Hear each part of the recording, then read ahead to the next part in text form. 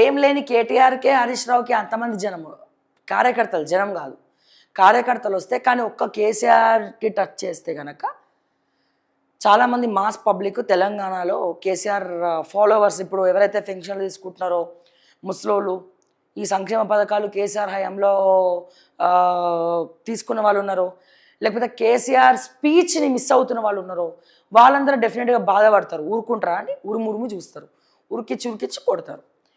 So కేసీఆర్ని arrest చేసే ప్రసక్తే లేదు. ఒకవేళ అరెస్ట్ చేసినా ఈ కేటీఆర్ను, హరీష్నో లేదా సంతోష్నో చేస్తారు. ఆ సంతోష్ తప్పించుకుంటాడు. ఆల్రెడీ వాళ్ళకి బిజినెస్ లావాదేవీలు ఉన్నాయి. ఎప్పుడో కొన్ని వందల కోట్లు రేవంత్ రెడ్డికి ఇచ్చి తప్పించుకున్నాడు ఆయన సైలెంట్గా. అండ్ ఇంకోటి మీరు అబ్జర్వ్ చేయండి, ఇదంతా ఎప్పుడు జరుగుతోంది? రేవంత్ రెడ్డి ఇండియాలోనే లేడు, రాష్ట్రంలో లేడు, ఇండియాలో లేనప్పుడు జరుగుతుంది.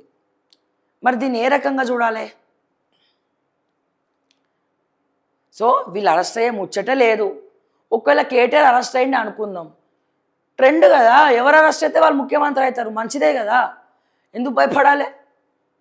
ఎందుకు బాధపడాలి? నేనేమంటున్నా, ఒక వ్యక్తికి నోటీసులు వచ్చినప్పుడు, విచారణకు వెళ్తున్నప్పుడు జేజేలు కొట్టాలి, పార్టీ తరపున ఏదో షో ఆఫ్ ఉండాలి. కానీ ఈ షో ఆఫ్ మరీ ఓవర్ అనిపిస్తలేదా కేటీఆర్ అన్న? చెప్పండి, మరీ ఓవర్ అనిపిస్తుంది షో ఆఫ్ అంతా, ఇంతమంది రావడం. సరే మీకు వస్తే వచ్చి అసలు సంతోష్కి ఎందుకు వచ్చిర్రు? అరే ఘోరంగా మరీ వికటించలేదా? హరీష్ రావు జనాల్లో ఉంటాడు, ఓకే, మీరు జనాల్లో కొద్ది గొప్ప ఈ మధ్య వస్తున్నారు, మారుతున్నారు మీరు కూడా. కేటీఆర్ ఈ మధ్య బాగా తిరుగుతున్నాడు, సోషల్ మీడియాకి ఇది వరకు పరిమితం అయ్యిండే. కానీ సంతోష్ ఏం చేసిండు తెలంగాణ ప్రజల కోసము, లేదా పార్టీ కార్యకర్తల కోసం? అట్లీస్ట్ అపాయింట్మెంట్లు కూడా ఇవ్వలే కదా కేసీఆర్ దగ్గర. మరి ఇటువంటి వాడికి కూడా బీఆర్ఎస్ పార్టీ కార్యకర్తలు జేజేలు కొట్టి సపోర్ట్గా పోతారా? మరీ ఓవర్ అయిపోయింది కేటీఆర్ గారు.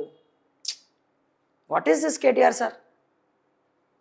నాకు అపాయింట్మెంట్ ఇవ్వకపోతే ఇవ్వకండి, కానీ జర చూసుకోండి జర మరి పెద్ద ఆయన్ని కూడా మంచిగా. ఓకే, ఇది పరిస్థితి.